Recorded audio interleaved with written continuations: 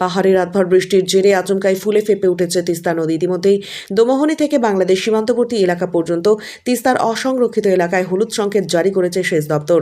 বৃহস্পতিবার রাতের ভারী বৃষ্টিপাতের জন্য জল ক্রমশ বাড়ছে তিস্তায়। আকাশের মুখ ভার হয়ে রয়েছে শুক্রবার সকাল থেকে। তিস্তা নদীতে শুক্রবার সকাল থেকে জল বাড়তে থাকায় কপালে চিন্তার ভাঁজ পড়েছে তিস্তা পাড়ের বাসিন্দাদের।